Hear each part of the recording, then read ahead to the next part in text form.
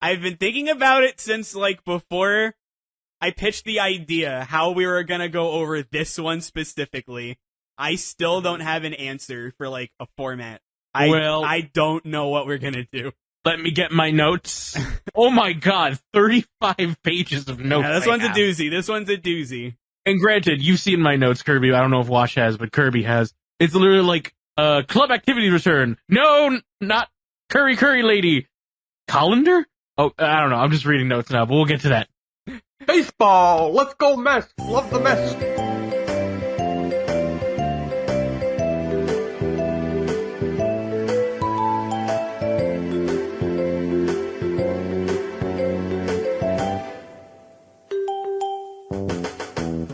I'll be honest, I don't know how to start this episode. Let's go Mets! Love the Mets! Gotta love the Mets! There was baseball, there was cooking, baseball. And home run! There was a lot of hello everybody. Hello everybody, welcome to the podcast Baseball and Murder. How are we all doing today? Welcome to Higurashi When They Podcast, or When They Cast, I don't remember. Yes. Still. No, it was When They Podcast. I had to double check the first episode. Yes, but we're doing that, where we talk about the Higurashi book series, Higurashi When They Cry. The name is... If you weren't lost already, you're about to be super duper lost now. Yeah. You think this is one of those, like, it's one of those where it's like people are so lost that, like, at the end they don't even bother, like, arguing whether or not this was, like, human or demon. Yeah, no. Nobody bothers. No. Oh yeah, because we were waiting for that in the bonus episode, but let's just say that wasn't the main discussion point. But we'll get to that when we get to that. So intros? Oh yeah, shit. I'm random baseball stander here. Damn, if only I knew enough about baseball. I'm the Wash. In preparation for this, I watched Homer at the Bat, and I am now an expert in all things baseball. The funny thing is, there isn't really much baseball in this chapter. I know that if you want to sabotage the other team, you have to send them to, like, this parallel dimension where they just fall for all eternity. Yes. Or invite them to a dessert place with scantily clad women. One of the two will work, apparently. That's not Homer at the Bat. Alright, so, Higurashi 3. Our last two adventures, not to say that they've been straightforward and simple, but they have been confusing. But as Random has already said, there were discussions in the books themselves after the fact where they went over things, and this time they were just kind of trying to parse together whatever they could. Yeah. Where do we start? I will do as brief of a plot synopsis as possible. Obviously I'm not going to be able to touch on everything, but I'll make it brief. So this one starts with, Keiichi, Master Chef, saying that he can make the best meal. Obviously he can't. He's never really cooked in his life. Satoko ends up helping him out. Mm-hmm. And, a bond starts to form between Keiichi and Satoko, one that never really happened in the others. And it's very much like a older brother, little sister dynamic, as Wash had kind of observed in a previous episode. It was very hard for me not to comment on that, but here we are. Then after some baseball shenanigans at an after party, things start looking a little weird. Keiichi's regretting it, saying, I wish I could go back, but everything will be fine tomorrow. Doesn't make sense for things to start going bad. And then things start going bad, and there's this long downward spiral because Satoko's mean uncle, there's a lot to say about him, but I'll say mean uncle for now. Yeah. Comes back, keeps her away from school and friends and all that stuff, so it's a mad dash to save Satoko, no matter how. You just gotta get saved. Yep, to get that smile. Yes. And he completely failed. He completely failed. Yeah. So how did we get to, how to get the end, yeah. Let's start at the beginning. I want to say let's focus on, like, the happy fun times will last for all of like 3 chapters. Yeah, I was gonna say that The other two follow a very concise pattern. There's the happy fun times, the festival happens and everything gets ruined, and then there's not happy fun times. The festival doesn't happen till like chapter 9. It's super late. The festival happens chapter 10, I think. In universe, it's the same time, of course, but yes, to us, it's super late. Yeah. Things get a little screwy early on, too. Like, I'd say chapter 4, that's when things get a little weird. Oh, yeah. Yeah, when they're having the after again, party. throws me. I was expecting like 6 chapters filled with wholesome good times. It was chapter 4 when we saw glassy-eyed Rena. And let me say, when Rena suddenly, like, had those possessed eyes, I was feeling nostalgic. Like, man, glad to be back. Really, only one chapter is, like, they're goofing around. The first chapter is Keiichi saying that he can cook. Turns out he can't. Satsuko helps, and it's like, that's when, the bond starts, and things are kind of nice. That's so sweet. Rika even says Keiichi did a really good job today. Like, I'm happy. And then the second chapter is Keiichi defending Satsuko, saying that she actually does know what she's doing, and then Rika leaves them alone, and they have dinner together, and God, there's actually a lot I want to say about that. Then chapter 3 is when all the, like, icky stuff happens, and then chapter 4. Wait, what? Yes, because chapter 3 was the baseball game where we find out that the star pitcher doesn't just love ice cream. Oh God. Can we not talk about that yet? Can we go back to the beginning? Can we talk about the wholesome content between? I mean, please? in my book, I'm like, let's just get the worst part out of the way first. Oh, fine. He wants to have sex with desserts. What the fuck? That's not quite it. It's more so just kind of living out a fantasy, which is definitely not as bad, but it's still like, I wouldn't so much have a problem if they didn't go into such detail. Yeah, like, why? It's very explicit about, like, how, again, it's not just it's like, oh, I know I shouldn't have sweets, but I just can't get enough of them. This is like, I am orgasming over ice cream. I think of it as a beautiful woman. And I'm just like, what the fuck am I reading right now? Hey, look, when I said that this one is gonna lose you every step of the way, I meant it. I've actually gotten the interpretation, at least from how I read it. I got the interpretation that, like, he's bluffing to because Keiichi's really good at cold reading and knows. Oh my God, yes. He's so good at, like, using words to his advantage. Yeah, he was able to convince that guy, no problem. The guy was more my issue. I was just like, oh yeah, same here. Yeah. And I mean, I'm obviously, like, I don't want to say biased. It's just also that it's like, this is the third book, but this time you've already spent so much time with Keiichi. We know that he has some quirks about him, but, he's not, like, inherently bad. Yeah. A lot of this stuff it's not that it doesn't come across as Keiichi, it's just specifically that it's like, I agree with the interpretation that he didn't really want to go along with it. He just did it because he wanted to win the game, which is very Keiichi, and he got some good desserts out of it. Yes. Honestly, he got free food. Okay. What I really like is when the guy goes, "Wait, what's your name?" And Keiichi goes to say his name, and he's like, "Oh, actually, you know what? I shouldn't tell this guy my name. I don't think I'd like that." No, that's why I think, like, he wasn't in on this. He didn't want this because. Yes. That's the silver lining here. Yeah. Writing wise, like, it's not great, but Keiichi wise, it's fine. Oh yeah, I had no problem with Keiichi. I had problem with the scenario. Although, if we're gonna talk about what's good in chapter 3, can we talk about how, like, when Satsuko called him, and she was like, "Oh God, it's terrible. We're down bad." So Keiichi grabs a golf club, and he's like, "I'm coming." He literally grabs Hugh Neutron's golf clubs. Yeah, and just and Rika sees the golf club. She's like, "Ooh, golf club, good job."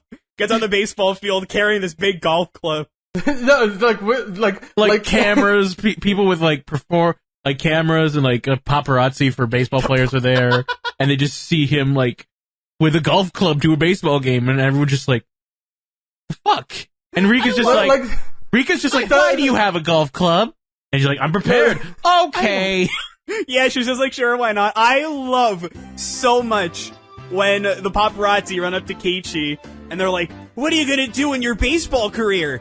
And Keiichi's like, oh, I don't want to give these guys the impression that I'm a baseball nut. I don't really care.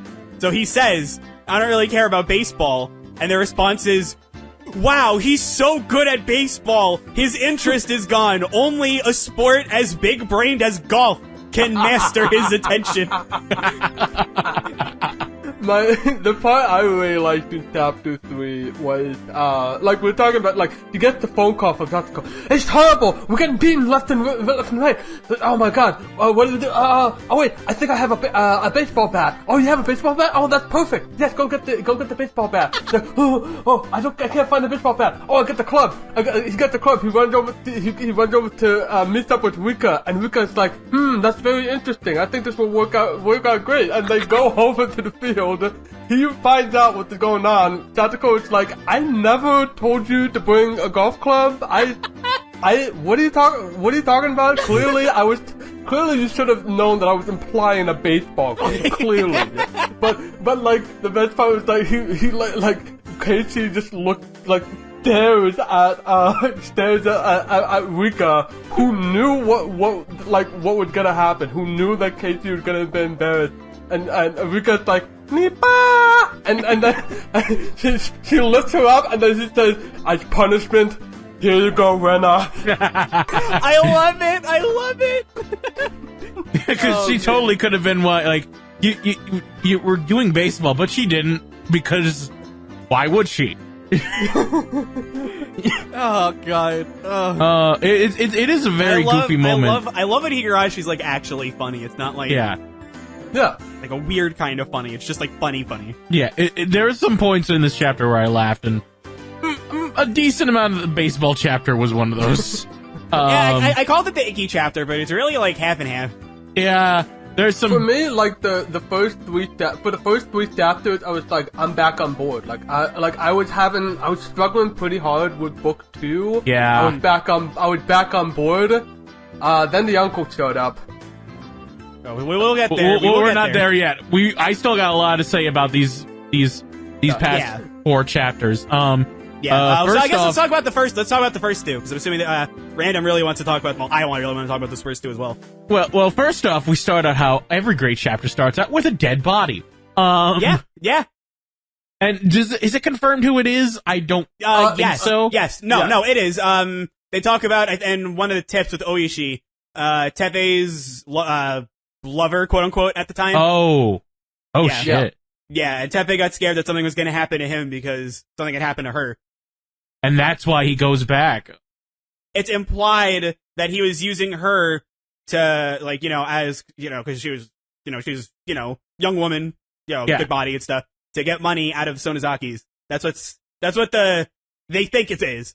So the Sonozakis went after her, killed her, made like a big thing out of it to send the message to Teppei. He got scared, was like, well, I don't like this hick town, but better than nothing. It's better than, staying here and dying. So that's why Teppei went back. And that's what sets off the whole thing. Oh, God. Yes. And other than that, they have an argument about, they talk about, see the dead body. Apparently they compare the corpse to a salad. At one point, the detectives are very, tongue-in-cheek about a dead body. And the more important part, they decide to have a cooking, bento competition where, not only will they have to each cook a bento, but the loser has to tell curry teacher that curry sucks and get a beating of a lifetime. That's literally the punishment. Like, you did not mince words. That's literally the punishment. Literally. I think one time, we get a glimpse of her curry rage very early in the chapter too, because my notes literally go curry. Yeah, no, because Keiichi's bad-mouthing curry, and then from, the other side of the building, potentially, behind multiple closed doors, she comes running in, and she's like, curry? And then Mio's just like, shut the fuck up! What the fuck are you doing? Are you trying to die? And then she's the one who suggests the punishment, I think. So that's funny. Yeah, she's confident that she's not gonna die. And Kichi's parents aren't home at all, so he's responsible for cooking his meal. And Kichi tries to cook something and in natural fashion makes Gordon Ramsay disappointed and burns the house down. He's so bad. Now this is cooking. Casey doesn't know what a colander is. Man, that's home ec shit, dude. Yeah, like even I know that. I love when, like, the fire shoots out from the pan. It's like hitting the ceiling. He's still like, I could be an Iron Chef. My house is on fire.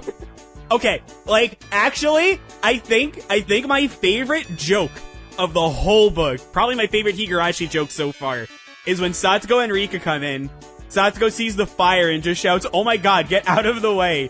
Kichi goes, "You know, Satsuko, breaking into somebody's house is against the law." And she responds by shouting, "So is arson."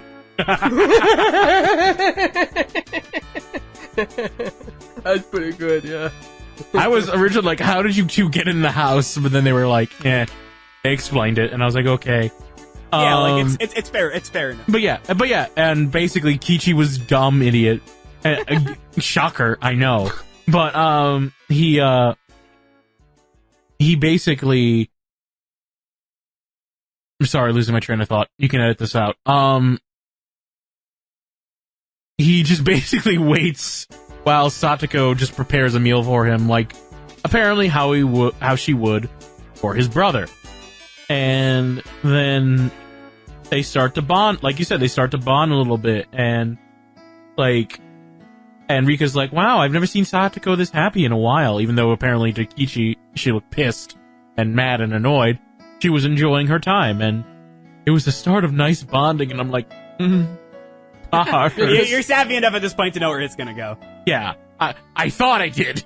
When I was first going through Higurashi, for the first time, I was a little nervous when I got to this point, because Higurashi 1 and 2 were very obviously putting Kichi in a romantic kind of situation with Rena and Mion, respectively. Yeah, so, no, that's... it's very clear that, okay, the focus on this one is going to be Satoko. I remember thinking, ugh, I've seen gross things happen in this medium before. But one specific line from Keiichi, and, this just quelled all of that, and it just let me enjoy it a lot more. He's talking about the bond with Satoko, and he specifically does bring up love. And he said, but it's not the romantic kind of love. It's something different. Yeah. He points it out, like, this isn't, I'm not falling in love with her. I am feeling a familial bond. Yeah. And they established this very early, so the room for this to be misinterpreted as something icky is just immediately out of the picture. Gone. Yeah, especially because, like towards the end, like, Satsuko is half naked with nothing but a towel on, and that could so easily have gone wrong. Yeah. We're jumping ahead, but yes. We are jumping ahead, but it is connected in this case. Oh yeah. No, that's another thing that makes this so tough, is that everything's connected. But I guess you could say it for the others. But anyway, it hit a bit close to home because I have a sister, and I was just like, oh, I know that feeling. What are your thoughts, Wash? What are your thoughts, Wash? No, but the Satoko and Keiichi bonding, that was actually getting really sweet. Especially because I forget it was in this chapter or the next one that, like, Keiichi kind of realized, like, or maybe like Rika just kind of implies it that because Rika is actually a very, very close friend. They live together, at least at this point, they've lived together for a while. And she's realizing that there's a certain, that she can't, like, Rika can't really replace Satoshi, so it's kind of letting Keiichi have the ball on this, and giving Satoko somebody to nag at with love. Yeah. The other thing I want to say about this chapter is I can't emphasize enough how shitty of a cook Keiichi is. One of my notes, and there was a line that like made me when he said, "Can you put cucumbers and lettuce in a stir fry?" I was appalled. Oh, How could you see, do that? I'm slightly better at cooking than Kichi, so I really can't talk. But like, even there was some shit even I knew. Like, I won't set the house on fire. Like, Jesus Christ. Now this is cooking. His eyebrows are gone. Gordon Ramsay would be like, "You fucking ingrate." It's burned. It's fucking raw. It's the house is on fire. Like, I just wish I could hear Gordon Ramsay react to all this. I don't know why. It'd be funny. But yeah, we hear Satoshi again. But like, Satoshi's really big here. They bring him up a lot. He's out of all the, like, he was brought up a bit in the other books, more in the first one than the second one. But this one, he's like, from even up to like the end, he's brought up. With chapter 1, it was wholesome, and I think the wholesome moments got better with chapter 2. Because first it starts off all goofy with the Bento competition and like Kichi arguing that like it's not the fact how good it tastes, but it's also the effort that goes into it too. Yeah, he makes it because specifically it was like he presented it and like especially compared to everybody else, it really didn't look that good. Yeah, and like especially like Mion was probing hard on this. At first, Satoko was a little bit like, it's not that bad, but then she was feeling hurt and suddenly just getting like bullying herself. It's like, it looks like junk. It's so like it's all this like pre-cooked stuff. What kind of cook are you? And that hurt. That hurt. I was like, in the end, I was like, oh no, why? Don't be mean to yourself, Satoko. But like, it was like, because Mion was not trying to hurt Satoko, she was trying to hurt Kichi, if anything, or just bust his balls, I guess. But like, I know Satoko took it to heart, and I was like, And there was one point where it becomes Ace Attorney with a courtroom. Yeah. Yeah, it becomes an actual like trial over like the meaning of curry, and they have like challenges to each other. There's like, oh, you fell right into my trap. Objection. Yeah. He's like, there's no tender loving care. Then how do you explain these burn marks? Oh my god! And then Rena is in the back like, there's nothing you needed oil for. Because Kichi asks her later, so when did you find out? And she's like, burn marks? Question mark? Burn? Like, how did you on burn a Bento? yourself? Come on now. God, Rena's literally so smart. Why isn't she the detective? We'll get into this, but for now, Single best part of the whole chapter was just, with like, Satoko just saying, Keiichi, just shut up, let me deal with this. And they walk up to the teacher and says, hey kids, what are you doing? And Satoko is just like, you stuck up curry snob, you're single because you smell like garlic. Dead. That's when the whole story should have ended. Honestly, I would have been happy. I mean, Keiichi's dead. He's dead. He's dead. You can't do much from there. The bonus starts. Wow, this chapter was short. That was really short. I really like the whole. Again, just talking about like the whole bond thing. I really like when the three of them were about to go in. They're like coming up with a plan. They're bracing themselves. They like clench their hands together. They're like, all right, let's do this. Partners in crime. Let's go. What is it? I will accompany her to the depths of hell. With Satoko. Yeah, which I mean, again, it's so kind of sweet. Implications for later. That's foreshadowing. Fuck. Yeah, yeah. Womp womp. One of the things I really like is when Keiichi says, I didn't make my dinner either. I'm gonna go. And Mion's response is like, oh my god, you too? Mion's just like, did anybody take this seriously? Like, did I go all out for nothing? And Rena's like, have fun! Yeah, Mion's all confused, and Rena's just like, you got this! But once you have the dinner, they have some wholesome shopping where she gives him tips about what to buy and how to save money on it. She makes dinner for them, and it's so sweet. And then Kichi's like, I'm gonna take a dump, and then falls and trips because of I forgot about that. and then just gets pranked in the bathroom. But he doesn't mind that he falls for Satoko's trap. He's like, he thinks it's like endearing almost. He's like, yeah. Oh, that's Satoko. No, what I love about it, it's not that. It's that it happens, and he's like, Satoko! And she goes, oh! And they're about to get into their normal argument. And then once they're actually, Kichi's getting ready to flicker, she's getting ready to probably set off another trap. And then they just laugh it off. Yeah. Like, this is nice. Do you remember when it was nice? Yeah. It was so nice. It was very nice for a little while.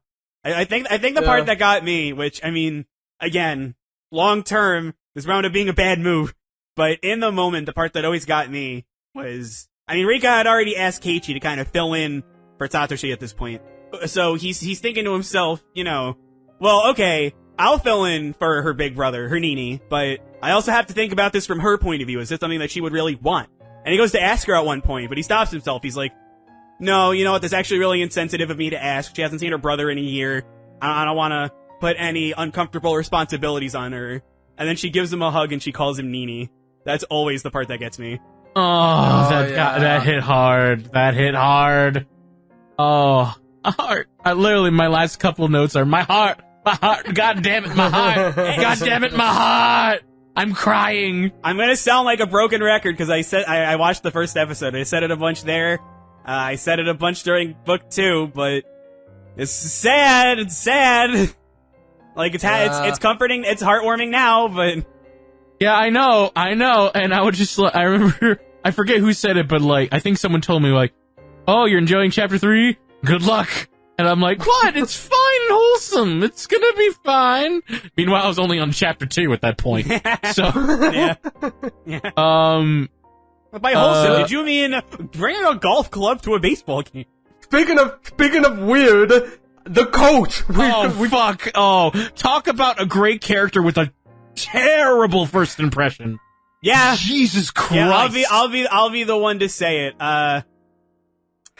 God, it hurts me to say this because I know the character, and obviously later on, we find out just how great of a character he is. But like, Potter sequel vibes, anybody?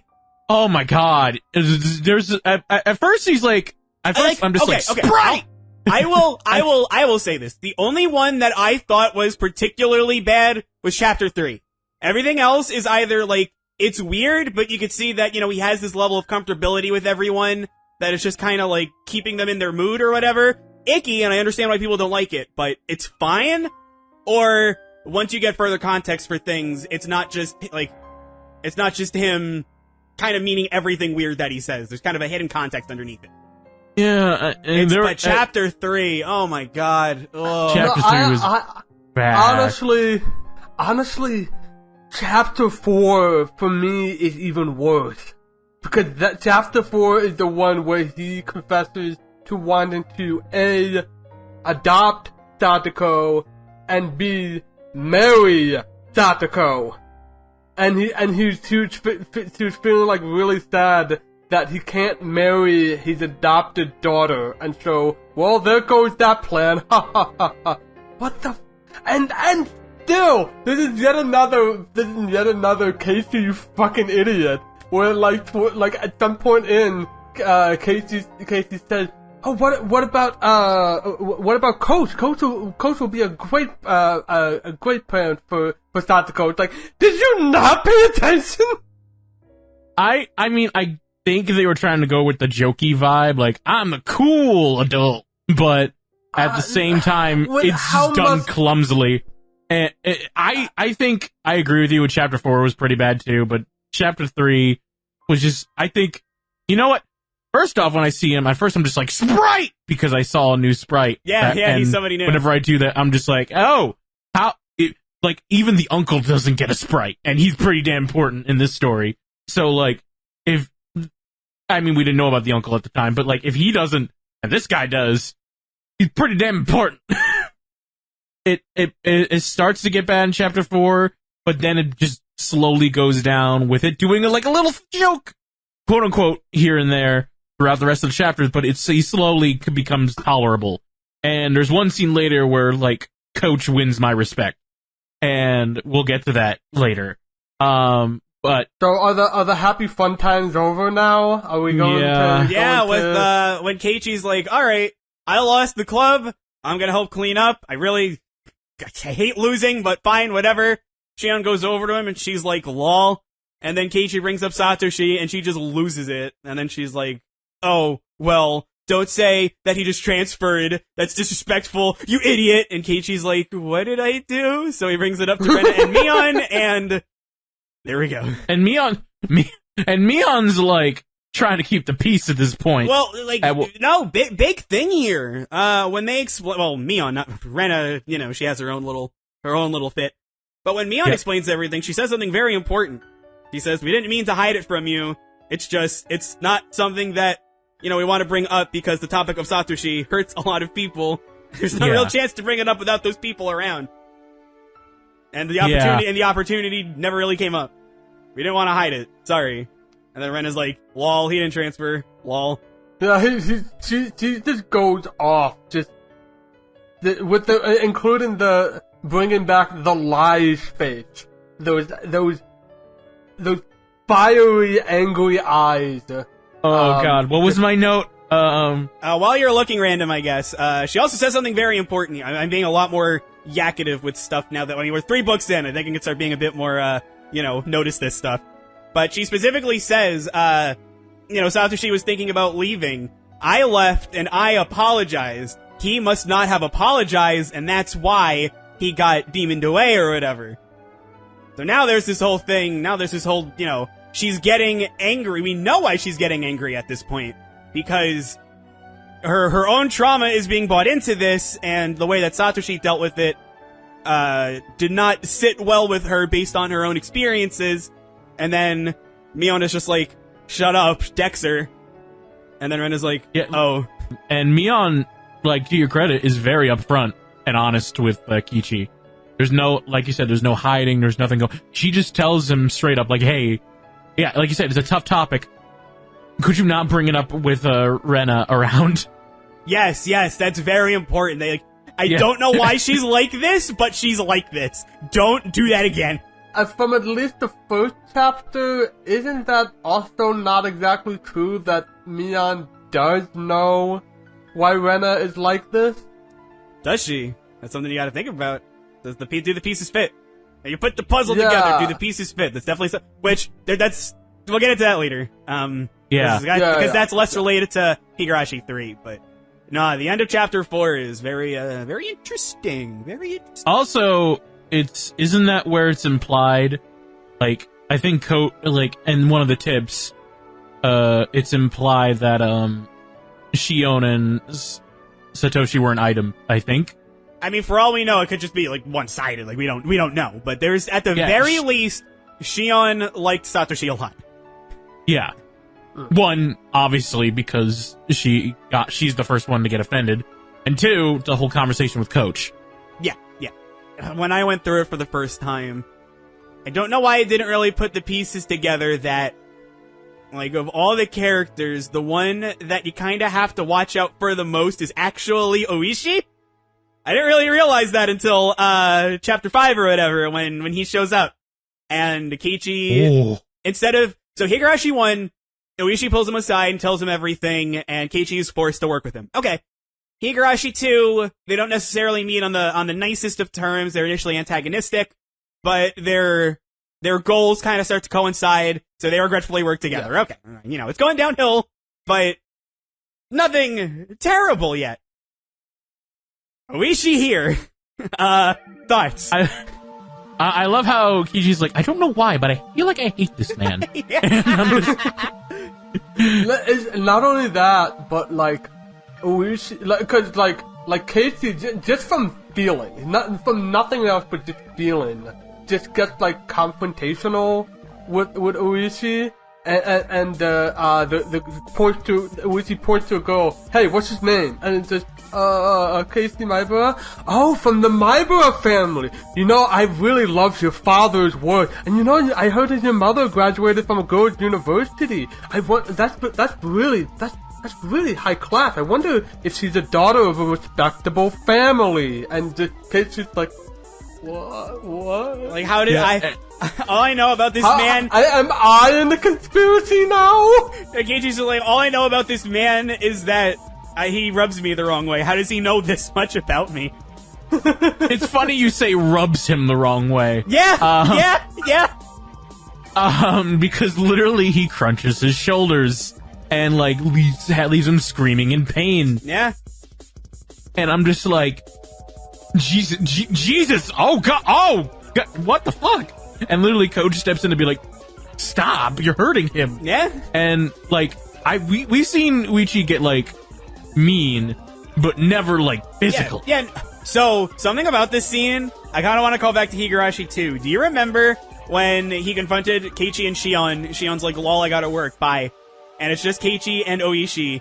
And Oishi starts to rub Keiichi's shoulders when he's trying to get information out of him. Yeah. But before he could get anywhere, someone came and said, hey, we gotta go. Nobody was here to say that this time. Ooh. This is how Oishi is. Like, that's kind of the crazy thing to me, is that it's like, you know, we see Oishi in like 3 different lights as like reluctant help, somebody we don't want to deal with, and somebody we want to actively not be around. Oh my god, get him away from me. And all 3 of those lights, it's like no air conditioned car this time, very unfortunate, but otherwise. I know, I was waiting for it. I was too. But, like, you know, otherwise this is still Oishi, right? Nothing much changed about, like, we know this is still him. It's not like, oh, he's acting so out of character. Like, no, this is him. This is in character for him. Uh-huh. Speaking of, words, chapter 6. So, this one is an interesting, cause, we mentioned before about, like, how there's a very specific structure for the first 2 books. And one of them is that usually each chapter is a day. Like the next day is chapter 2, and then after the day after that is chapter 2 is 3. And I think like somewhere in book 2 there was and towards the end of book 1, like if there's a huge day, it's gonna be like 2 chapters at least. And this one, like, it opens with the lines, like, it's like, Satoko was still absent for the 3rd day. So we've skipped over a day, because there was just nothing to report, because Satoko wasn't there. And, he came back, and I was losing faith in this all over again. How so? Explain. Because we now have to bear witness to multiple chapters of child abuse. Yeah. When we found out that the uncle was coming back, like, I knew that was coming. Like, damn. But, Like it hurts. Mental abuse. So do you not like the way it was tackled, or you just not like that? No. It was just it's not me not liking it. It's more just being freaking exhausted when I was getting into like chapter. Oh god, I was trying to. It was like when I got to, especially when I get to like chapter 8, when it was like I'm so fucking exhausted. With just how, like, morbid and tragic this is. It's just going on. It's just hours of this. It's just suffocating. And sad. Welcome to Higurashi. Very sad, very sad. Broken record, very sad. And it gets worse. And worse. Like, I know they're doing it to tell the story, so I'm not mad at them for it. But, like, my heart. With chapter 6, what exactly happened is that's when we first see her. Yeah, back, that's when and like she just. It's later. It's like the second half of the chapter that, you know, it's like when we see things at Satoko's house. The first half, Yeah. she's obviously not okay, but she's at least acting okay. That is when Kichi, Rena, Mion, and Rika are talking about ideas to help her out. And everything that Kichi brings up, Mion is just saying, it's not gonna work, it's not gonna work, it's not gonna work. And then Casey's like, well, you have a huge house. What don't you wish? Why don't you do this? And Mion's like, no, I can't. And then like Rena is so pissed. It's like, hey, you have a mansion, your wish. Why don't you do it, Casey? Hey, isn't that great? Yeah, that's everything's gonna do better. Yeah, I can't wait for to get the club together. So thank God for Casey to bring this along. Why aren't you talking, asshole? Say something. I'm quoting. Oh, say something, you bastard. My bad. Yeah, a detail like when she finishes, she's literally panting at the end. I like the line during Rena's freak out when she says, "Oh, now that everything's settled, maybe I'll go treasure hunting again. It's been a while." Really? Like it almost never. So even though I know we've been consuming this pretty fast, but even for us, like, no, it's been a while. It's been a hot minute since we've seen Rena go treasure hunting. When are we gonna see that KFC man again? Bring back Colonel Sanders. I miss Colonel. It's funny I write this. I wrote in my notes, I hope the uncle gets killed by the curse. Oh, well, funny you should say that. No, there was a point where, Kichi goes to, oh god, I cannot believe I wrote this. Alright, go back. There was a point where when Kichi was yelling, I was like, Kichi, don't be mean to Lauren, I mean Mion. Oh. and Mion, then, portrayed by Lauren Lopez. That's pretty harsh of Lauren Lopez to call him a murderer. And then the second half is like the first half is mental abuse and the second half is physical abuse. And verbal. And verbal abuse. Oh god, there's a point where someone comes in with their car and I'm like, air condition. Oh, hi, coach. That's literally what I wrote. If it was Oishi, I mean, fair, but if it was Oishi, things would have turned out a lot worse. Oh god, it would have been. Oh yeah, sure. that meant that Satoko would have been dead. Yeah, pretty much. Without a pretty doubt. Much at this point, yeah. But they do a good job of making the uncle just the typical scumbag. Like, you're like, maybe he's not as bad. Maybe he has changed. And then you're like, nope. And then there's just an emotional scene that's just so hard to watch. I like that. And it's like, it's good. But like, damn. It's tough. I guess we can call chapter 5 and onward like Coach's redemption arc, though, because I did like him a lot here. Oh yeah, no. There was one point where, like, he's like, I understand how you're feeling, but please, we have to go. But what I specifically like about what Irie did is when Keiichi was screaming, like, he covered his mouth and he told them to endure it, but he never specifically told Keiichi to stop screaming because he understands Keiichi's anger and frustration. So he lets him let it out, but he tells him, you have to endure this. You have to endure this. I understand, but you have to. Yes. It's obviously a much worse of a situation for Satoko than anybody else, but it's a bad situation for everybody.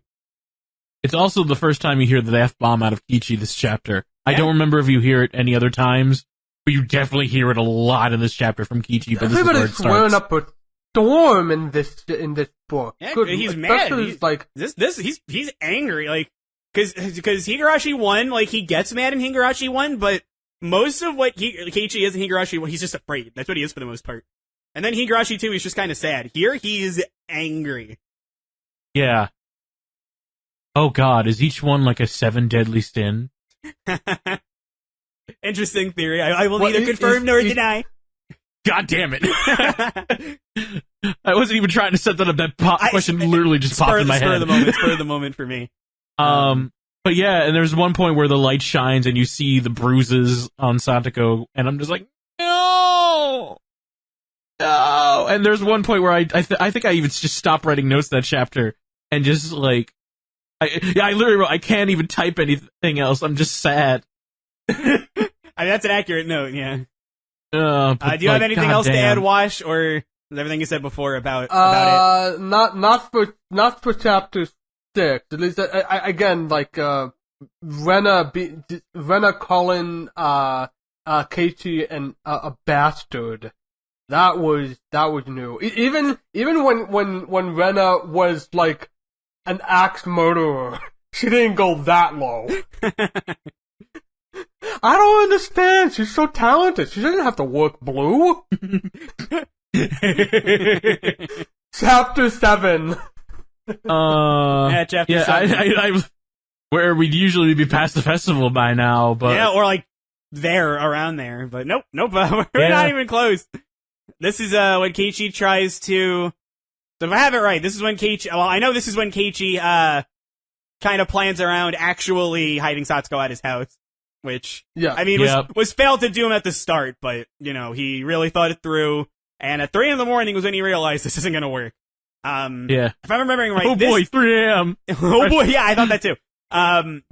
That's when he wakes up late and takes the detour and meets Tomitake, right? Or is that later? No, it's Tomitake. I know because I have in my notes again. Hi, dead man. When we see Tomitake at this point, right?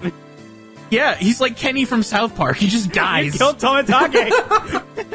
You bastards! You demons! Like, I'm just like, oh great, time for you to die again.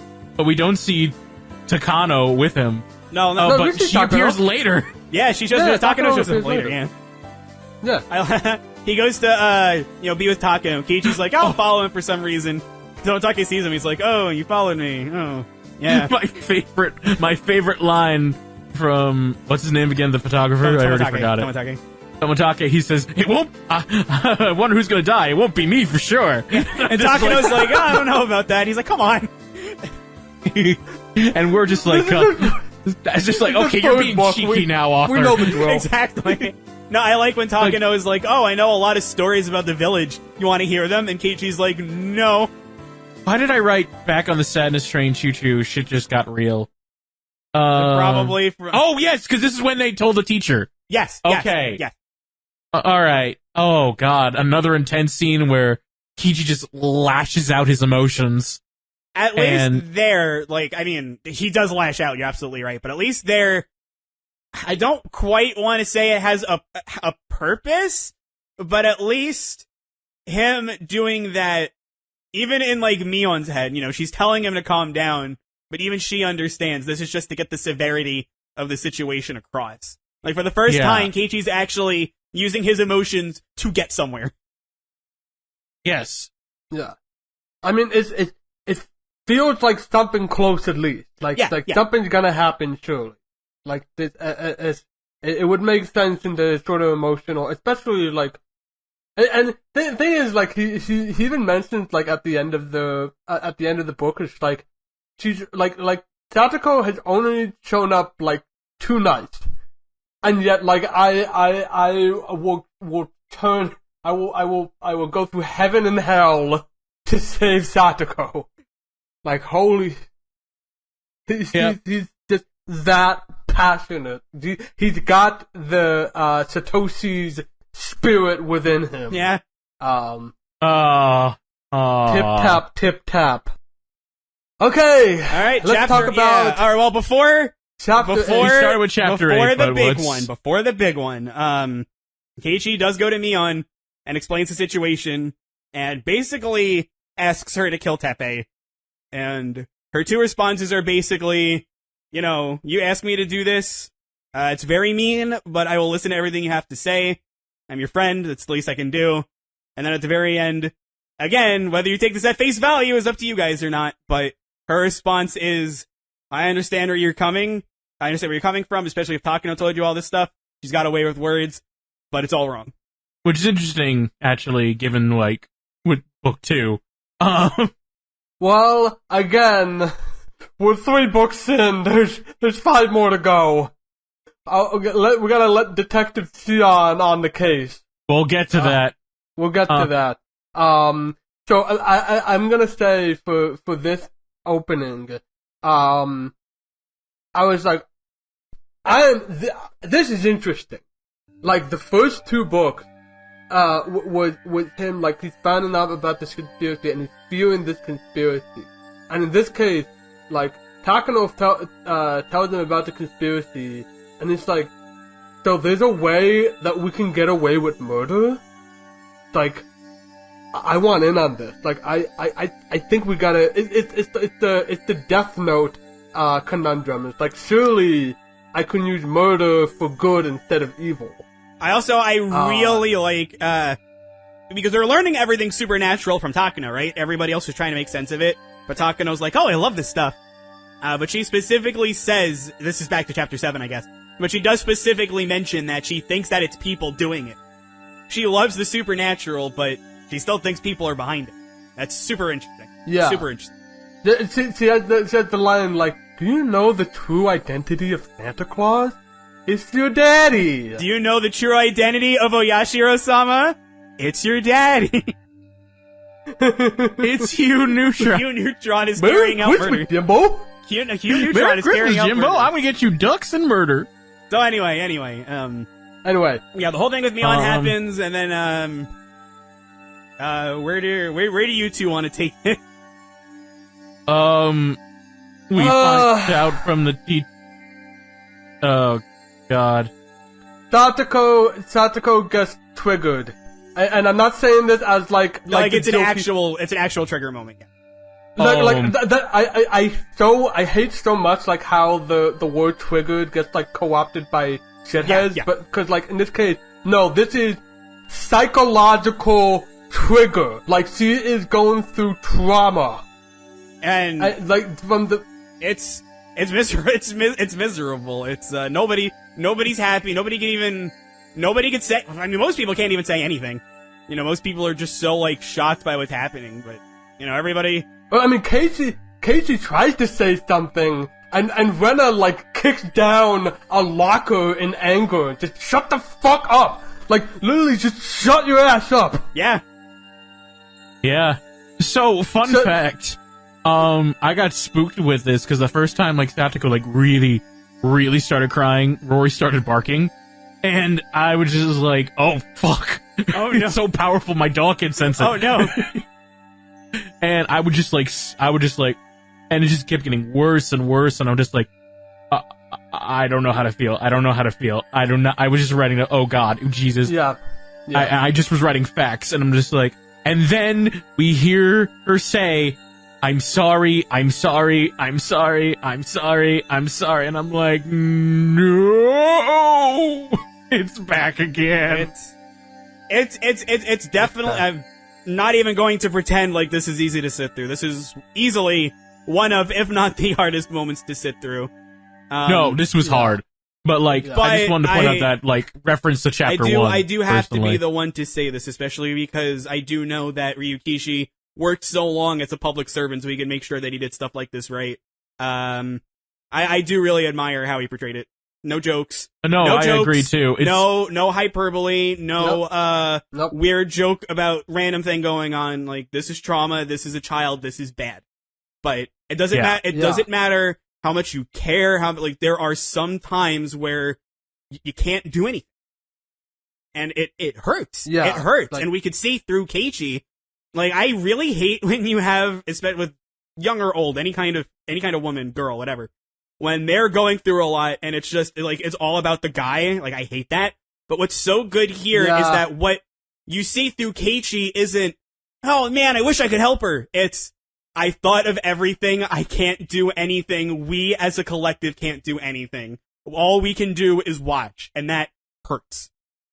It's really good.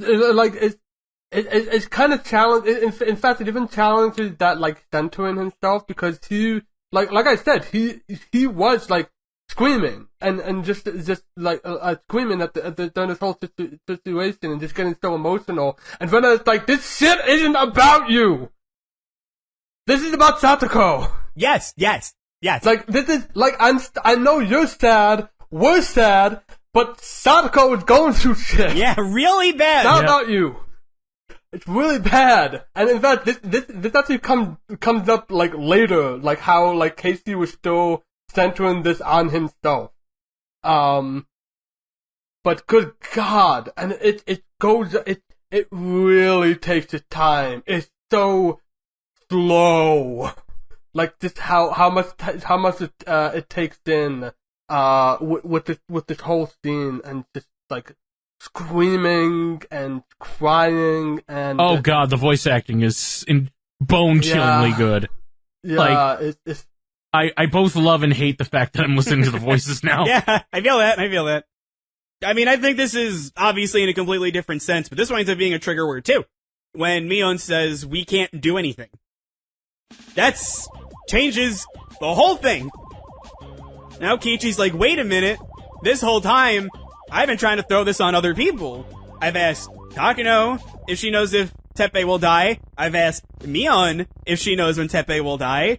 When in reality, this whole time, I can kill him. And then Kichi gets possessed. No, easily, the Satsuko stuff, it's harder to watch, it hurts more. I think out of everything that's happened so far in Higurashi, Keiichi planning out the murder is actually, like, the scariest part. Oh no, I was terrified. Like this, I was terrified, and it just kept getting worse and worse. The detail. It's the detail and every specific thing that he goes through. He's not even at the murder step yet. This is the planning process. He has everything down, and he's like, it is so easy to kill another person. Just the fact that like the music changes the moment that thought enters his brain, and that I literally was like, what the fuck is this music? No, are we really doing this? Oh my god, we created a monster. Not only that, but like this is also because a good horror rule of thumb is not to show the monster, and everybody just says, Casey, your eyes. Yes! Oh my god, yes. We never see it, but we know. Very important, because if you remember anything about Higurashi 1, the big question was that Rena, was that Mion, were they possessed? They asked Keiichi, is that you? Is that you? Like, you've changed. You're not yourself. Yeah. And it's literally, because he's not anymore. Because the idea entered his head. I'm gonna kill Teppei. It's the only way. Yep. And now he's possessed. This sounds so morbid to say, but when he started planning out a murder, I was back on board. I know exactly what you mean. Yeah, so there's a lot that we can discuss from what happens from here. In the interest of time, I only want to cover one thing, and then we can actually get to, Keiichi actually carrying out the murder. We get Keiichi backstory. It's like in the middle of it, like when he like first meets everybody, right? No, even more than that. We find out, what his school life was like initially, like way back. His grades, he wasn't good at sports, his grades were alright, or whatever. But in taking a more like, application-focused test, we're changing it from, pretty much making a math problem into a word problem, pretty much. He is a genius. Like, no hyperbole. The guy even says this is outright not normal for a child to be this smart. Mm-hmm. We hear a lot that, Keiichi teaches Rena and Mion about stuff that they don't know, because now we know he's so far ahead because of how his applied knowledge works. And if you remember, even back in Higurashi 1, Rena said, wow, Keiichi, you're really good at teaching us this. And then Mion said, do my homework for me, lol. But, it's stuff like that. We find out why he values this stuff so much, because he didn't really have friends back then. Do you remember in Higurashi 2, when they were playing that game where everybody wrote something, and the idea was that they wrote what the other person wrote? You remember that game? Yes. And she studied. Homework. Yeah. Because that's all he knew.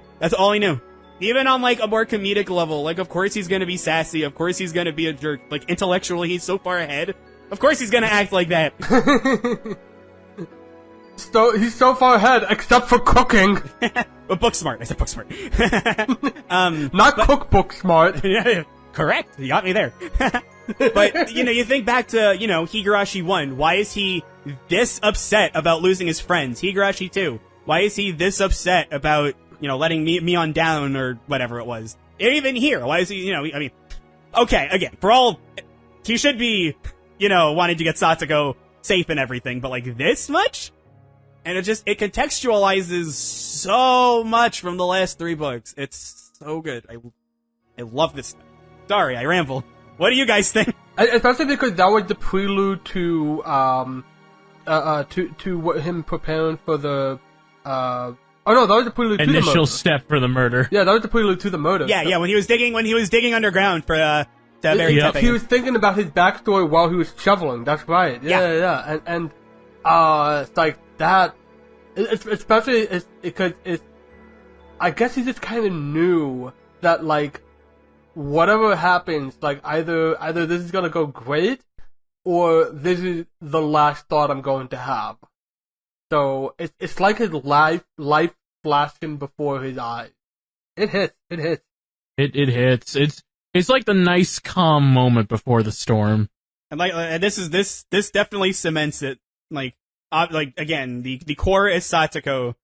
You do this because you want Satoko to be okay. This is a story about more than just Satoko. This is how even friends of victims, how they think about it. This explores all fronts. One thing I want to backpedal a bit to chapter 9, because yes, he's doing the Kichi murder checklist, or Kichi killer checklist, because that sounds better in my mind. But after that, he calls me on to be like, "Oh, can you take Satoko to the festival?" Yeah. And then she's like, "Satoshi, is that you?" Yep. And we find out that Satoshi literally did this phone call, and it's implied that Satoshi beat his aunt to death. It's implied, but Mian says no, that because another person has confessed to the crime.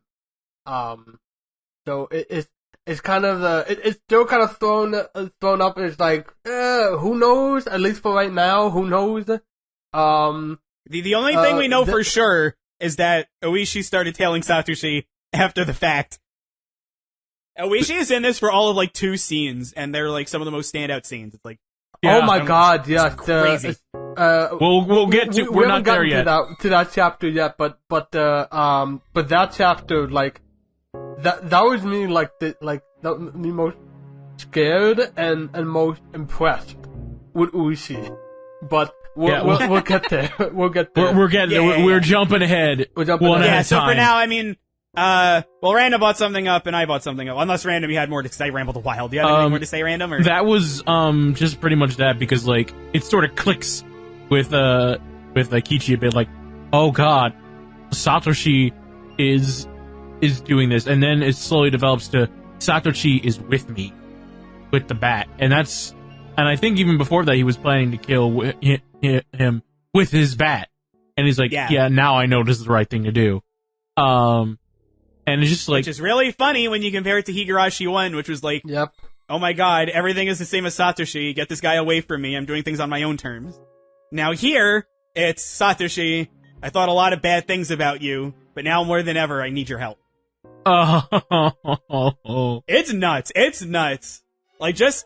I know this stuff, of course, but just saying it out loud to other people, how 3 books, that's all this is. It's not we still have 5 more to go, right? We're not even halfway. Yeah, and he's just connecting all these pieces together so well. God, Wash, do you have anything? For chapter 9, no. I have a lot. This is another one of my dumb. I'm not taking my notes very well. I just have the line, "Would the death leap out?" I don't know what I meant by that. That's probably Keiichi goes into the classroom. I think it was him going to the classroom. It feels super different in here because no one else is here. Does the classroom know I'm here to grab a murder weapon? Will the desks leap out at me? Or something super dramatic. Yeah. Just you've gone insane. You're broken. So, do we want to get to the festival then? Oh yes, the festival. Do you remember when Keiichi was comparing all the different stands and making all the people have making all the stands get more customers, and they get the stuffed animal for Rena, and it's it's so nice. I really had we had such a good time at this festival, didn't we, Keiichi? We didn't get to that point yet. Mm. No, what are you talking about? This was the day of the festival. Clearly, that's what. Yeah, exactly. Yeah, this is like this is Keiichi was there. Yeah, Keiichi was there. Yeah, Keiichi was there. Yeah. Yeah, totally. He wasn't. He wasn't what? Remember, what are you talking about? Even Mion says, like, this is the best outcome. Mion even says, Shion tried to drag him along, but he said no. Like, cool. But we didn't talk about murder yet. What murder? What murder? Wait, random. Why are you talking about a murder? Did something happen? Random. Are you hiding You do something we don't, Random. What are you hiding, Random? Oh god. Hey, Random. Hey, Random. Why don't we go? I have a great idea. Let's go on a treasure hunting together. It's mandatory, Random. I'm gonna get out of the call now. All right, well, just make sure you go to the doctor tomorrow, like you said, okay? And bring me the bill. It's very important you bring me the bill. Keiichi actually bought that one on himself. Let's be real. Yeah, Rana was like, "All right, are you promise me you're gonna go to the doctor? Yeah, I'll even bring you the bill. Oh, that's a good idea. That's pretty much how that went. Like what? Oh yeah, bring me the bill. Yeah, good call. And Keiichi's like, ugh. We gotta talk about it. Let's humor Random here. Let's talk about the murder. So it's really funny that Wash brought up earlier. You never get to see the monster, because you're absolutely right for Keiichi for sure. But because we don't get to see Teppei's sprite, that adds a lot of different layers to the mystery coming down the line. Especially, whether or not he actually even killed Teppei. Especially the second half, Yeah, brilliant stuff. Oh my god. Got the phone call when he calls Teppei, and Teppei's like, well, first of all, the fact that Teppei's like, oh, I just took a bath, I don't want to go out, which is like, scumbag. But after the fact, he's like, wait a minute, where's the police station? I don't know. And Keiichi did not factor that. He was like, this is where you're from, I figured you know where it is. And he panicked. And then Teppei's just like, oh, wait, I remember. Alright, I'll see you there. Yeah, I don't know who it was like, it was just like frozen for like 3 seconds. It's like, oh, and then it's like, oh, I remember, let me cover for you, buddy. I'll be right over there. It's like everybody is helping Keiichi with the murder, including Takano, which we'll get to. There's even a point where, like, he's like, well, I can't make the call if it's in the classroom, and then literally, pure coincidence, luck, curse, whatever you want to believe in, a guy comes in and is like, well, I forgot something. Yeah. Oh, isn't this a lovely Sunday? Even Keiichi is literally like, there's no way, but actually, yes. Like, Satoshi is on my side. Take into account, like, how I'd get into the school. Oh, there we go. Thank you very much. This is literally something I'd expect out of Tokyo Godfathers, no joke.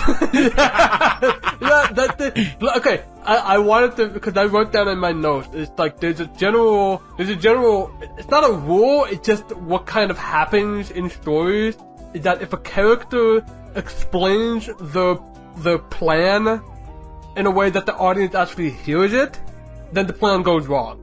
Like, yes. Like the only time it goes right is it's just like, here's what I need to do, and then it cuts. And then yeah. But in this case, like, you hear the whole thing, and so I was thinking, this is gonna go wrong. Something's gonna go wrong here, and kind of, but also everything goes hunky dory, and Can you think of an example where it not only goes hunky dory, but it also goes horribly wrong, like 50-50.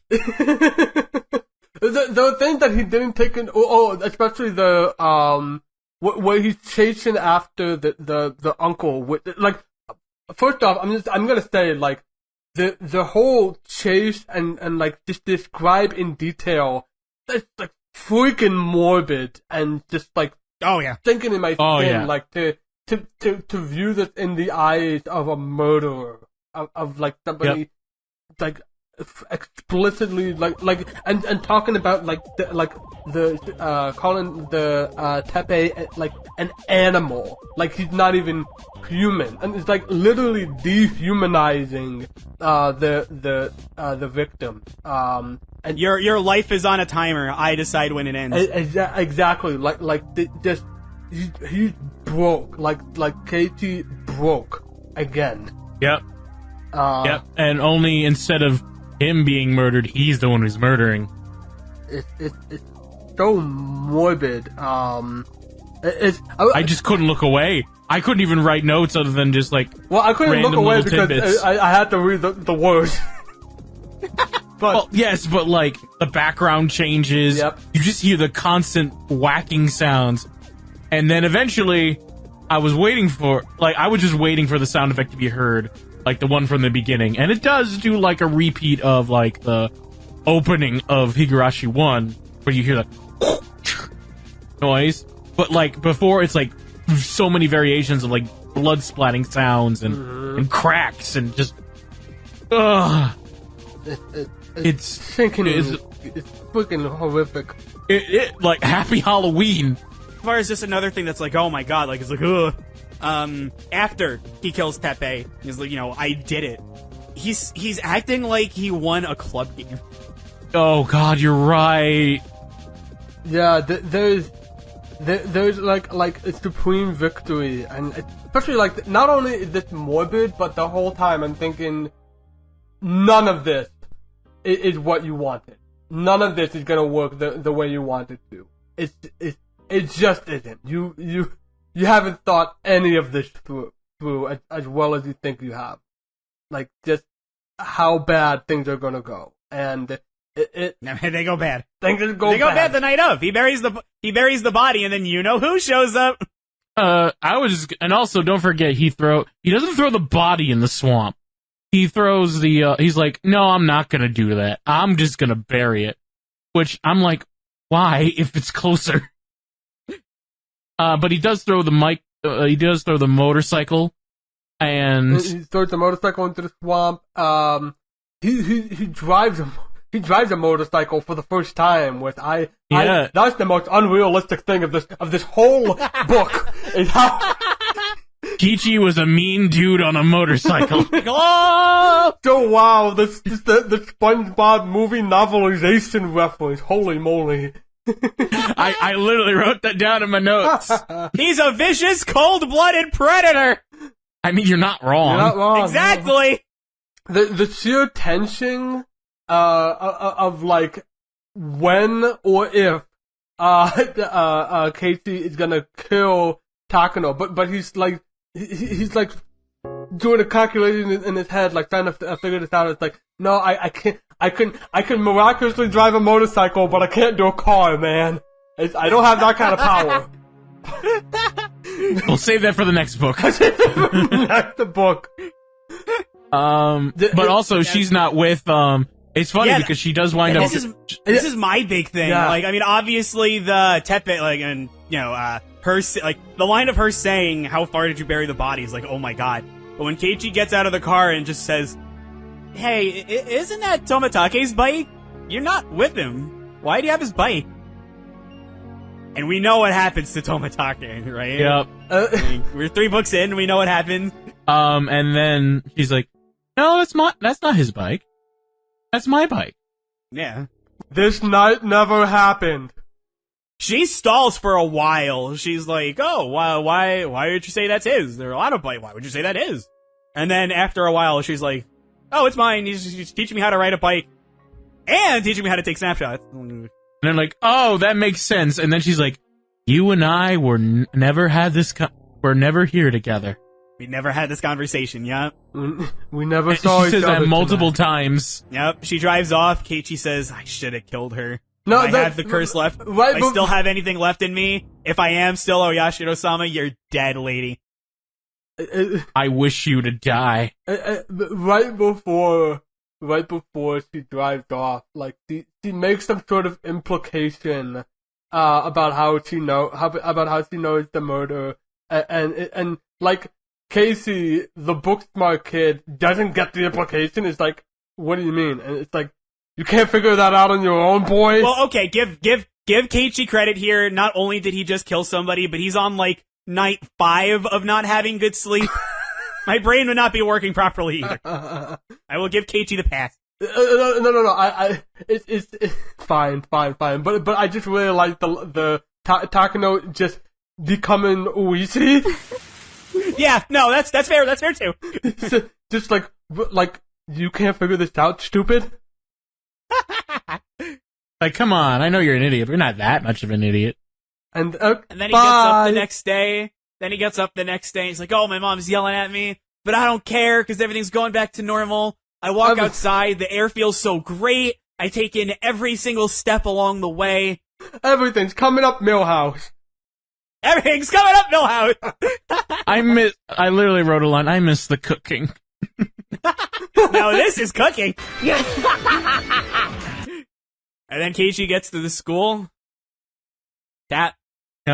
He hears the footsteps of someone behind him. Yeah. He gets to the classroom and he's like, "Hey, how's everybody doing?" And everyone's just staring at him. And then one kid laughs, and then he's like sits down and it's like, how's it going? And it's like, and then Rena, Mion, Ruka, are saying, "Didn't we have a great time? Like, I really loved when you were we were at the booth and you were helping out with and it's like, Casey was just like, he's at first playing along because the thing he didn't figure out during the whole plan is I don't have an alibi for where I was yesterday because I was gone for an entire day in a storm, and now I'm back and I have scratches on my body. But like, oh yeah, I was at the festival. Okay, let's just assume. Let's not actually get into any of the specifics of this because we're just thinking, what if Keiichi actually did kill Teppei and he wasn't actually there? He's not saying, oh, like Satsuko, oh, you're alright? He's specifically saying, Satsuko, your uncle's dead, right? Yeah, he's not even trying to hide it. Mm-hmm. Not only is he not trying to hide it, but he's also still like, we didn't even mention this like during the murder. Like, he finishes up the murder and then at a certain point it's like, why did I do this again? Yeah. He has completely centered himself. Like, I want to kill this man. He kills him, and it's like, what am I doing here? Oh, that's right, because you abused my friend. You horrible person. And when he said, like, your uncle was dead, Rena and Neon, their eyes, they come back. They're like, why did you say that? That's fucking weird. I mean, are they wrong? Yeah. Like, I'm serious. Are they wrong? No. They're not. No. They're not wrong at all. Like, really? Like, think about what they said. Did they say anything out of the ordinary? The only thing that out of the ordinary was like, hey, let's go on a treasure hunt. This is mandatory. What's so weird about that? That's the What's so weird about that? I am genuine. The fact that it's mandatory. So, what club activity, what goofing around thing that they've done together hasn't been? Mion's the one that says it. That sounds like exactly something Mion would say. I'm not wrong, right? As Mion said it with, like, demon eyes. Oh, yeah, and we're really gonna sit. The guy who's seeing this is the one who can't even remember what he did not even 12 hours ago. You're really gonna trust that guy? Well, I mean, he's the protagonist, so surely... Oh, yeah, surely everything... What is the trope of false narrative? It could be. I mean, I'm just saying, like, I'm not confirming or denying anything. But we really think, like, is Keiichi in this state of mind really somebody you should be listening to for, like, anything? We don't have any other alternative at this point other than to be like... Yeah, I mean, I don't think you necessarily have to trust... You gotta go along with it. I don't think you necessarily have to trust it. Just that you have to go along with it. There's a thing as unreliable narrator. It does exist. It does exist. Yep. I will neither confirm nor deny. But hey, it does exist. I did confirm that. It exists. If you go to TV tropes, it's probably there. I can confirm that. TV trope, don't you dare. And then, turns out, Takano died. He turned into Daffy Duck at the end. Takano died. Anyway. Yeah, well, you don't even hear Tomotage died at this point. It's just Takano. It's like, oh. And the poor Tomotage, he doesn't even get acknowledged at this point anymore. That's how, like, pointless No, it is. he's just assumed. Like, literally, the only acknowledgement we get is a tip. It's fine. Yeah, I mean, we don't get to hear it from Oishi because we find out later. He finds out about Takano, starts laughing about her, and it's like, well, if this worked for her, I'm gonna do it to you too, coach. You're gonna die. I'm gonna run. I'm gonna get a shovel. I'm gonna find out if Teppei is still there. So he gets the shovel. He starts digging. Wash, you want to take it from here? Hey, kid! Ah, hey, that's a mighty fine hole you're digging there, boy. Is digging holes on rainy days your hobby? Hey, let me ask you again. Yeah, because he splashes him with throws muddy water on his face. He throws muddy water during all of this. And and again, he never says, at no point does he say, why are you digging? He doesn't say, like, what are you looking for? Or he doesn't say, like, what did you do? He just keeps asking, is digging holes your hobby? Huh? That what's going on? You really think I'm that stupid? He plays Casey like a fiddle. It's impressive and terrifying, like you said. It's impressive and terrifying. It's just, like, again, it's like, I was like, god damn, he's cold as ice. He's got it. God damn. Like, again, this is where I stopped taking note as much, and I was just like, oh god, what the hell is gonna happen? But the thing is that, random, I bet you didn't see this coming. No, not at all. Nothing's in there. There's nothing there. Wash is finally experiencing the true Higurashi experience. They're going mad. No, I was like that. I'm like, no, I knew the body wasn't there because, like, of course it wasn't. Because I know stories and I know this one well, and it would be too convenient if the body was there. Yeah, but I mean, It at would the be same too time, easy. Sakeichi, I don't think he did this yet, but he checks at some point, he checks the locker, Bat's not there. When he goes to Satsuko's later on, Scooter's not there. And this is a bit of putting two pieces together, but you definitely know that the uncle can't be out because they make a point clearly known that not only does he almost never leave the house, but he always sleeps in. He's never going to be out. It's like 7 in the morning when Keiichi gets there. Awake? Yeah. Out and about? No way. And then Kichi's like, I hope you die. Now, there's one thing, like, that scene is also another one of the whole part of the chapter. It's another one of those parts where it's just like, oh my, like, the tension is so thick. You're like, heart's pounding throughout the whole thing. The only relief that you get is, Oishi's iconic laugh. Yeah. Yeah, that too. Yeah, there's some points where the laugh gets creepy. There was a line in there where Coast mentions stepping along the lines of, I could steal their agency with a suspicious injection. This is another thing I love about Higurashi, like, but pretty much like everybody you gotta suspect. Whether you want to or not. Like, I'm sure at this point we're all like, oh, please, let it be Oishi, just so we can, just let it be Oishi, God, please. But, you know, like, EDA, there's a lot of evidence against. Oishi, there's evidence against. Rena and Mion. Sonozaki's in general. Casey? I wouldn't be surprised if Sakato and Rika were involved in one way, shape, or form. Although they turn out more to be victims than perpetrators. Chapter 12 is where Kichi wakes up, says hi to an old man so enthusiastically, and then goes to try and kill the uncle. Her uncle told her to go into a bath and count to 10,000. And she was basically getting heat stroke in the bath. Which not only is terrifying in its own right, but also raises a lot of questions since we don't see the uncle. Yeah, Keiichi is a lot of things, but if there's one thing that, he wants to see so that he can kill, it's Teppei. I guess it's a little early to ask it. I was gonna wait until a little farther, but I guess this is as good of a time as any. Do you guys think Keiichi killed Teppei? I think he did. I will neither confirm nor deny. I think he did kill the guy. It's hard to tell because you don't mention his face. Yeah.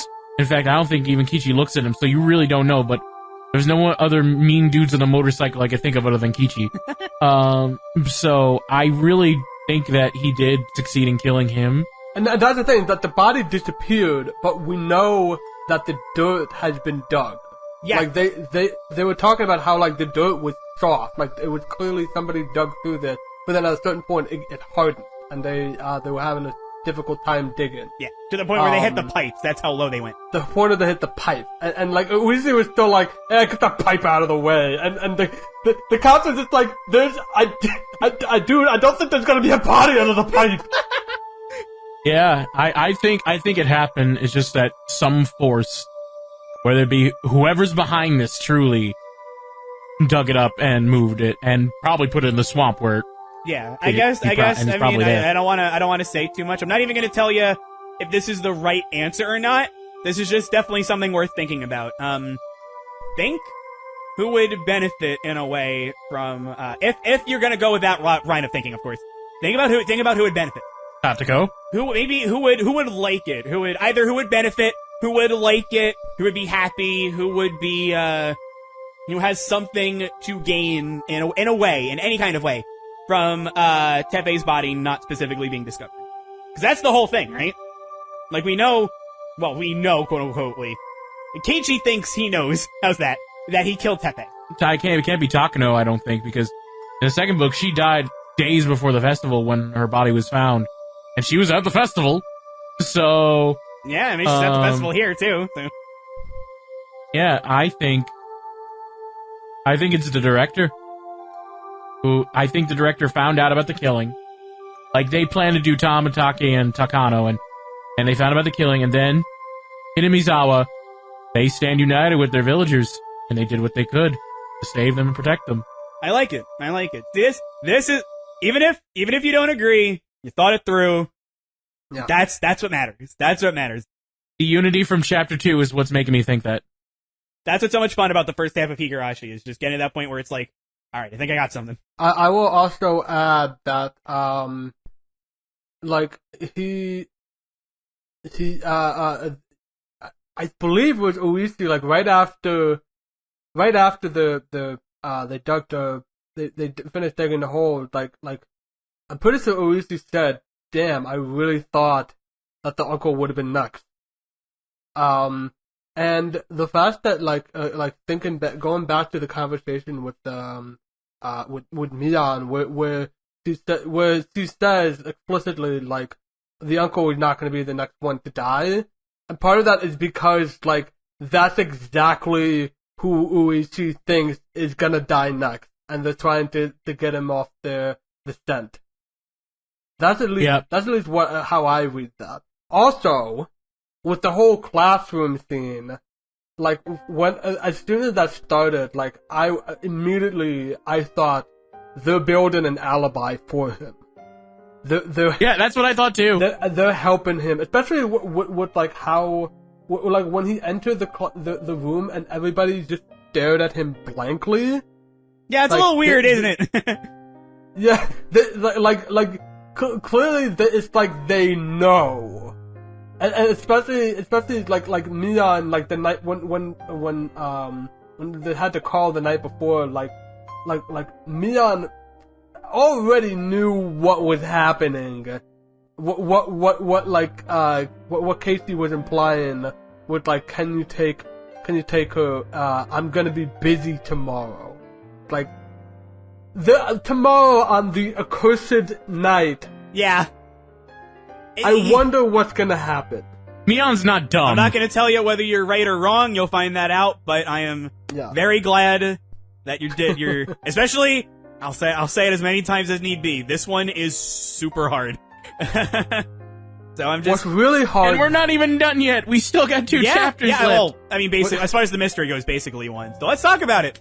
Random started with the whole Satsuko. Well, we would talk about Teppei, of course. That's how we led to this. Yeah. And then Keiichi finds out that both Irie and Oishi have either gone missing or died. He cursed them both, and they died. And he's staring at his own hands like, when did I have this power? Yeah. Because he talks to Satoko and tells him about everything, and just like, you're not the one. You're not doing this. No, this is not. That can't be, because you're being too hard on yourself. They're all adults. You're not the one who convinced them to do it. And then Satoko is like, for God's sake, I'm naked in a towel. let's just go to Rika-chan. Good old Rika-chan. And well, I mean, before that, Keiichi tells her, I killed Teppei, and I mean, she's clearly like a little unnerved, and like, oh, you need sleep, but yeah, I mean, nothing too crazy yet.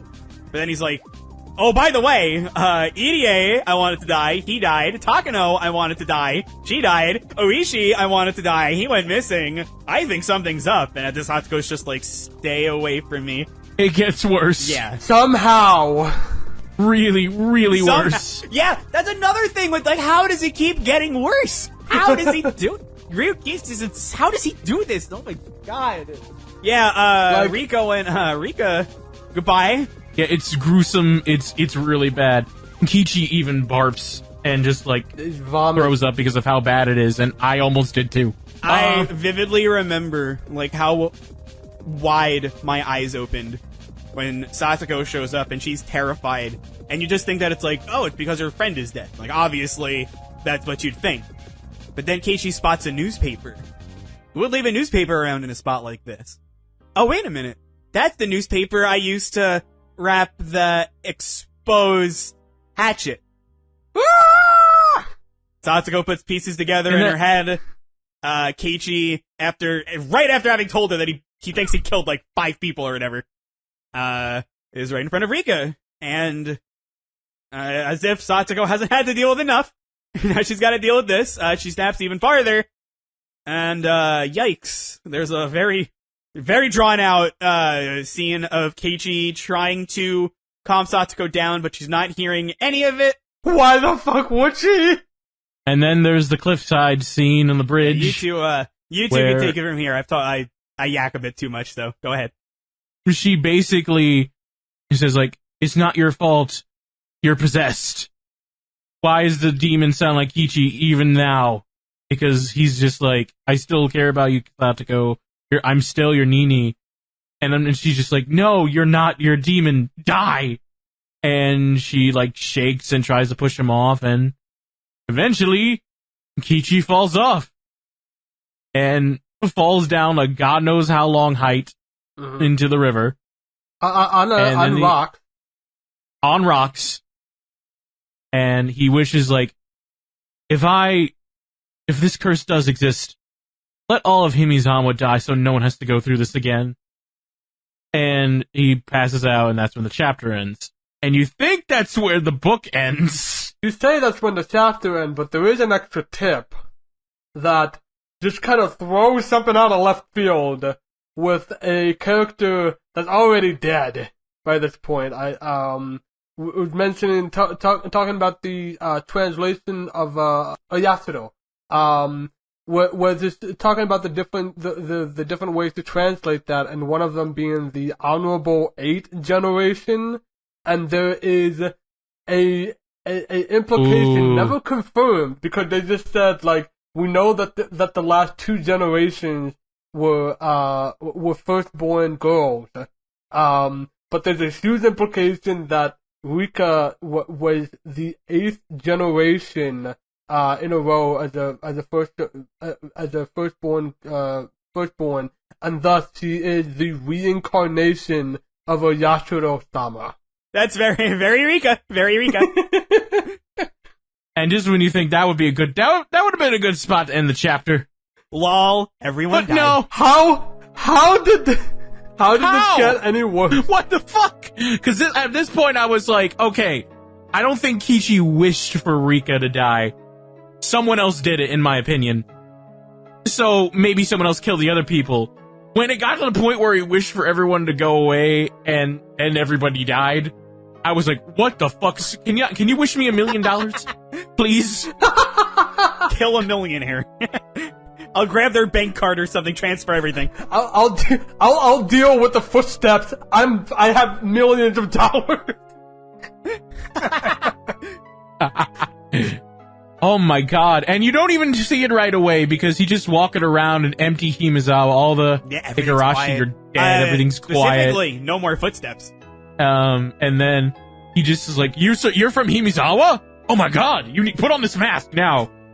And then he hear a news report about, like, Hina Mizawa died in a volcanic accident volcanic eruption with gas choking and killing everybody. And some sort of hydrogen sulfide that just a huge mist in the middle of the night, 2 to 4 a.m. Yeah.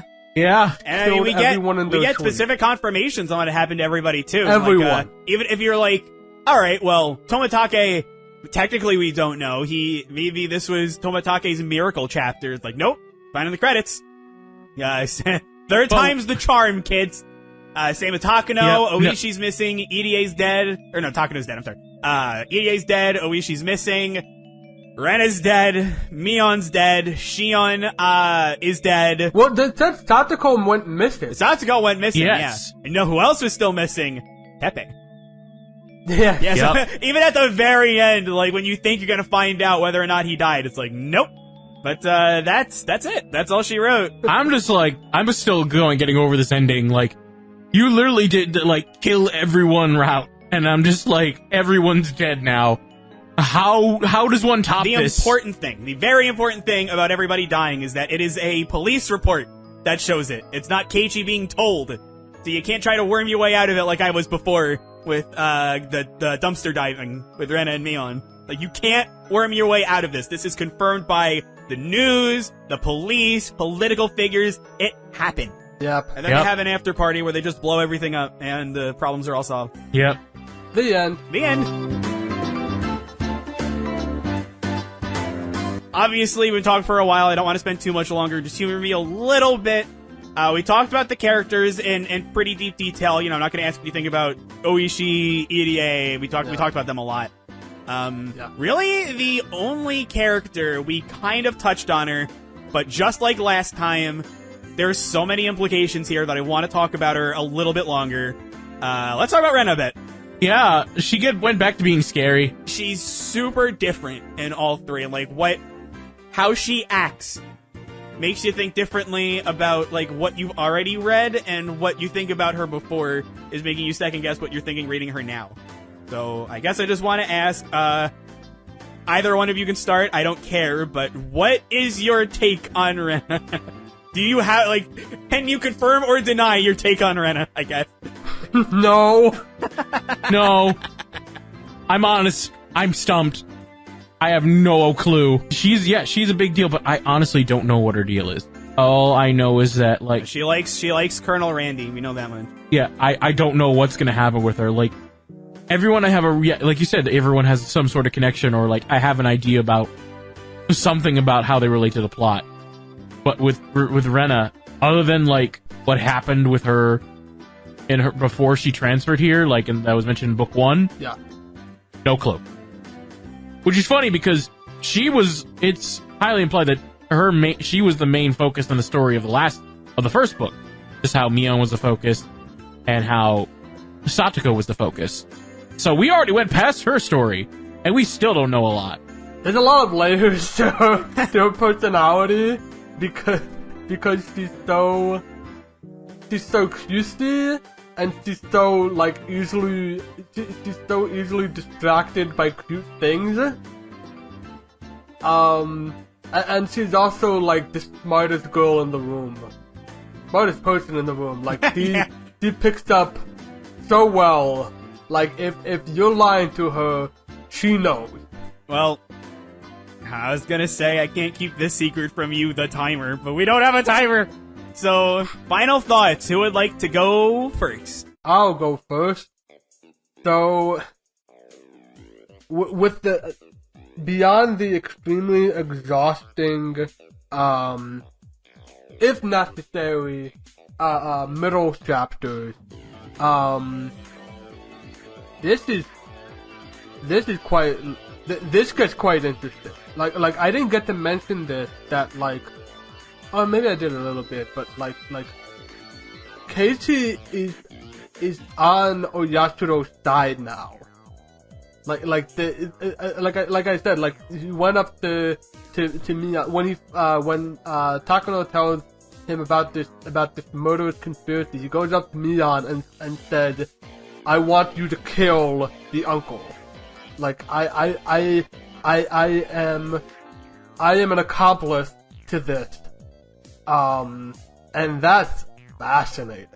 That is so interesting.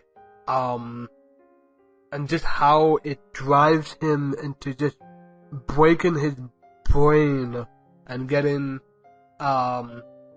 possibly possessed, but definitely, gone. Like, his mind is gone. Just, you murder one guy, and that's it, man. It's over for you. Whew, I like this better. I like this a lot better than book 2 overall. Definitely very hard to, like I said, very hard to sit through the child abuse stuff. It's real good. Real good. Compared to 1, sorry, I don't mean to drag this on too much longer, but, compared to 1, which, I'm assuming it's relatively close, but if not, you can prove me wrong. I think it's relatively close. I think I'm gonna, it's really close. I'm gonna lean a little bit, tiny bit, towards book 3. Really? That's actually not what I was expecting. Mainly because of how it takes the concept, it takes the premise of the first chapter and spins the table around. It was like, now you see what makes the murderer. And that I thought was very interesting. And it's interesting. It's an interesting thing that could only come from having witnessed chapter 1 and 2. So it's hard for me to like rank these, but random's turn. This was definitely better than book 2. I'm just gonna state that I have learned something with reading these. This is the closest, I think I said this before, this is the closest work in progress we'll get to a book club ever, probably. And I also learned that I am not a huge fan of reading. And it's you. like it's not that like I don't like the content. It's just hard for me to read for long periods of time. And like there were points where, especially it's with every book, it's been early on. Early on, it's harder for me to like keep reading chapters and just like keep going for so long because I get easily distracted or want to do other things. Yeah. Book 1, it was hard for like the first 6 chapters, but then things started trickling and then I just fled by it so quickly. Book 2 was a struggle. And like I was forcing myself to get through that one to the very end. And third, it was definitely better earlier on, like early on. Even like before the crazy stuff happened, I was still really getting into it a lot. But it was more hard for me to sit through it, not because of just not because of the reading, but also just because of the subject matter. Like, it was some heavy shit. Like heavy shit. Like I need to go to bed. I can't. I need to just go and cry. But I still really, really enjoyed it. Like Wash said, the twist of like, we think, oh, how is Kichi gonna die? How is Kichi gonna screw up? How is Kichi gonna be involved with whoever is murdered? And then we find out, no, Kichi's murdering this time. That terrified me much more than the thought of someone else killing Kichi again and hunting them again for a third time. Murder Kichi is one of the most terrifying things about the series so far. My bones were chilling. I was getting goosebumps. Yep. It was crazy. It was creepy and crazy. Yeah. I really like the brother-sister dynamic of Satoko and Kichi, though. Like, those first scenes were wholesome. Baseball scene was nice. Coach warmed up on me. I did not like him at first, but I got to like him better as the book went on. Everyone else was fine. Luigi was more terrifying. It stepped everything up. No. It took the things with the 2 buttons, just cranked it up to 11, and when people told me it was a wild ride, It was really a wild ride. If I had to, I think book 3 was easier for me to get into than book 1 at first. I think I like book 3 better than book 1, except for the ending. Like, I think the ending in book 1 is better.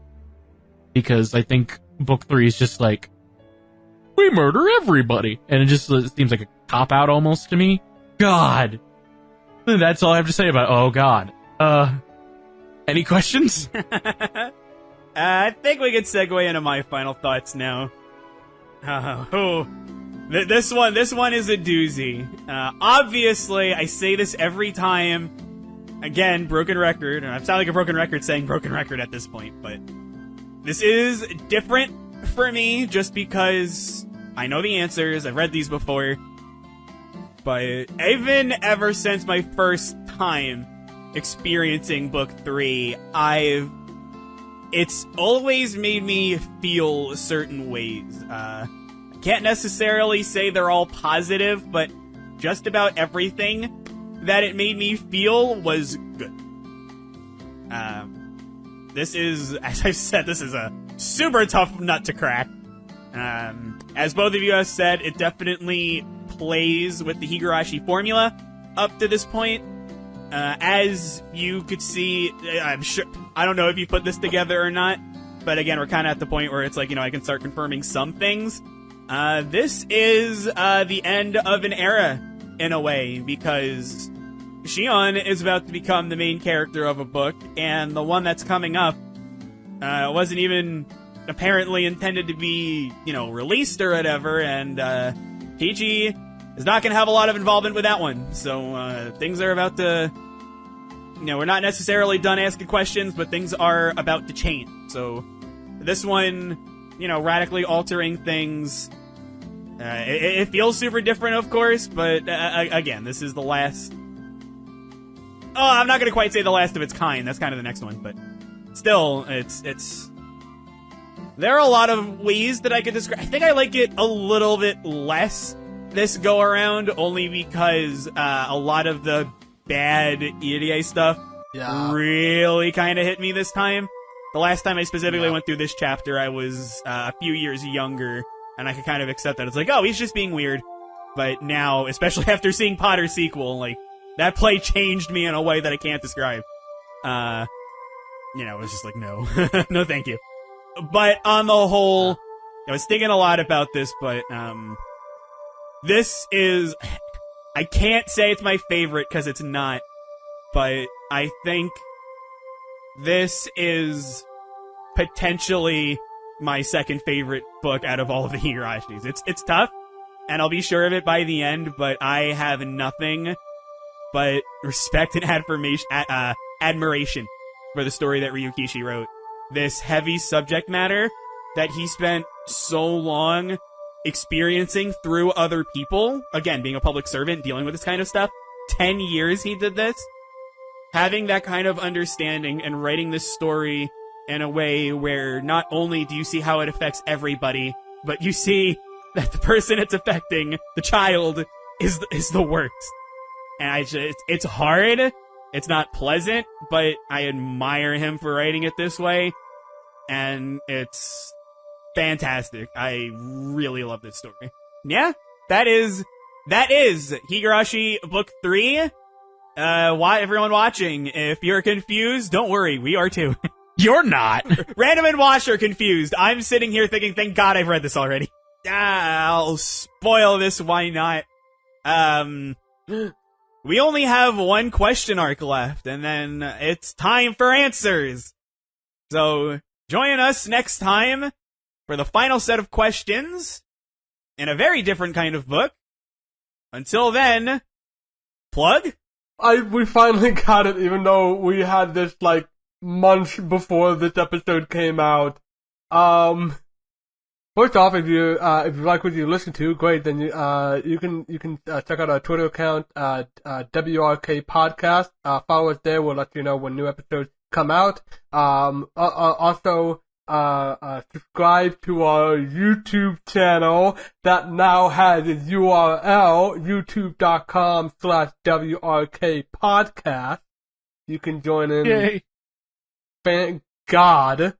And also you can listen to our stuff in audio form in wrk.simplecast.com. Kirby is gonna cry if I don't mention the SoundCloud. So there we go. Thank you. And also, hit like and subscribe if you're watching the YouTube video. If you're watching, and maybe hit that notification bell too. Hey, we're 100 subscribers now. We gotta push it. At the time of this recording. With that. Yes, at the time of this recording. With that, I'm the Wash. I'm Random Volcano here. And me and everybody else are dead.